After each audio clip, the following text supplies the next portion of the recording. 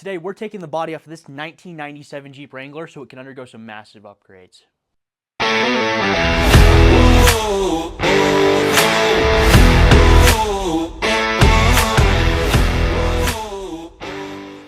How's it going, everybody? Zach here, and as I just said, we're taking the body off of my 1997 Jeep Wrangler so we can really get the ball rolling on this LJ conversion.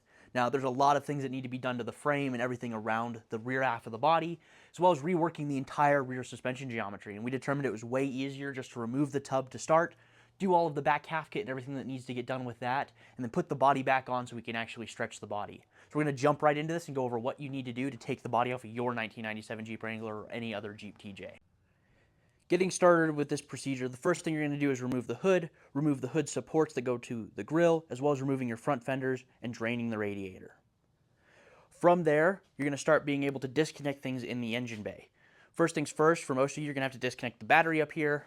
For me, that actually ends up back here because I have an in-cab battery. You might have to take out the battery tray so that you can start getting to firewall plugs. Now, on the firewall, you're going to have these ECU plugs, as well as a couple other major harnesses, some ground wires, and then obviously all of your other systems for your washer fluid reservoir and ABS if you have ABS, and all those other electronics. When you do this, you want to make sure that you label everything so that you know exactly where it goes. You can tell we have ECU right, ECU center, which are these two center plugs here, as well as ECU plug 2, which is labeled on both ends as ECU plug 2, ground wire, and then labeling what actually is the ground wire, all the way across the firewall so that you make sure you don't miss anything. Now, it's going to be a pain in the butt if you miss something and don't know where it goes. So make sure you take your time, make sure you get every wire off the firewall, label it while you take it off. These tags are really cheap on Amazon or a couple other places you can get them, so make sure that you're taking the time to do that right. From here, you're ready to disconnect your brakes. Now, you're going to want to drain this brake system. We just disconnected it up here at the proportioning valve, and make sure that there's no fluid in that because your master cylinder is going to be coming off with the tub. Additionally, you're going to want to disconnect your steering linkage, which is just one bolt, and it's really easy to take off. Jumping back over to the passenger side, you've also got to disconnect your heater core. Make sure that you are ready for coolant to come out of that, even after you've drained the radiator, because there will still be some residual coolant in the system. And then you have your AC unit. Now, you're going to want to make sure that when you disconnect your AC unit that you recover all of the refrigerant in that. There are systems that will do that, but you want to make sure you're doing that. You may need a special tool to remove the clamps on the AC unit. You can pick those up at Harbor Freight, online, or a bunch of other places. The last big thing on the kind of front middle of the Jeep that you need to take off if you're like me with a manual transmission is going to be taking the slave cylinder out of the transmission so that this entire system can come off with the tub. Moving on to the middle of the Jeep, I obviously took my windshield off so it's going to be easier to store it. That is not a requirement, although it does make everything a lot easier. You're also going to have to disconnect your transfer case shift linkage as well as your e-brake. If you're keeping the e-brake, the bracket can stay attached to the bottom of the Jeep. I'm going to get rid of my e-brake, so there's just 2 screws and 2 bolts, and this system can come on out. The last major thing for the majority of you is going to be the fuel system. Now, obviously, my fuel system is not under the Jeep anymore.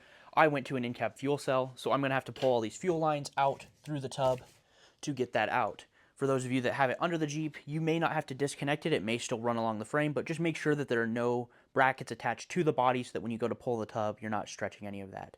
Additionally, if you have an aftermarket bumper with lights in it, make sure that you disconnect the lights from that bumper, because that light is going to end up running through the harness, through the tub, and you don't want to pull any of those wires when you go to pull the tub. So just double check that you've got all of those plugs, wires, tubes, anything like that under the Jeep that may be attached to the body in some way or another. It's really easy to check that stuff. Just get under there, spend a little bit of time, and make sure that you're not going to pull on something really important when you go to lift this tub up. Once you've made sure that everything is disconnected and labeled, you're ready to pull all of your body mount bolts and lift this tub off this Jeep. So let's do that right now. So to lift the tub up using a cherry picker, we've actually punched 2 of the seals out through the floor and run a chain there into the back stock seat belt bolt that goes back there. It's a little bit longer bolt in there. Then obviously running the cherry picker up, and we're going to use that to lift the tub, pulling the front more because there's more weight up front, obviously. And yeah, so we'll get you guys a video of actually pulling the tub off of this.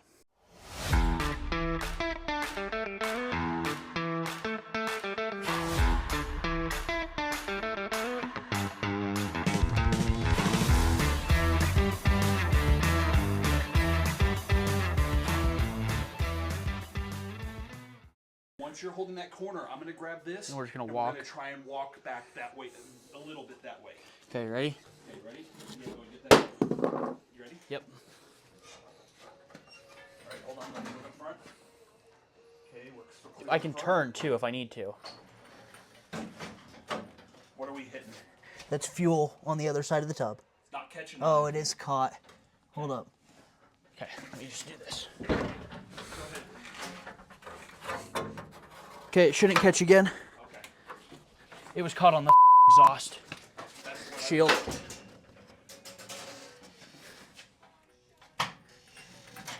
Okay, it's out. Okay.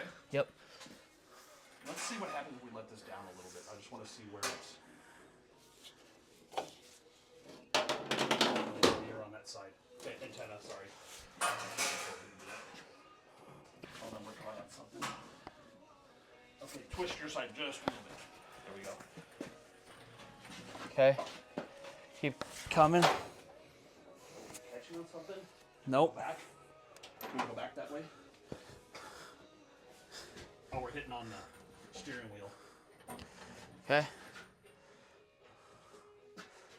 I don't know if we're clear of the Frame.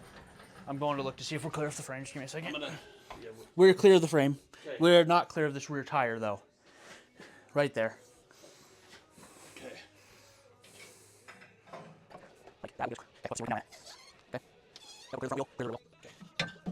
Can you try to everything? They're all the okay. Right there. Okay. We're gonna need those. Well, actually, right now. Here. We're gonna go forward. Right. Yep.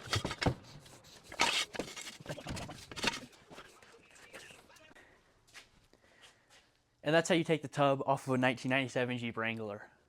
Now, this is crazy because I've not seen the Jeep quite like this before. You kind of realize how simple these vehicles really are. And, you know, it finally makes it feel real that we're going to be chopping the frame in half. So that concludes today's video for you guys. I hope you enjoyed it. You know, I know people like to make fun of the like, share, comment, but it does really help the algorithm on YouTube.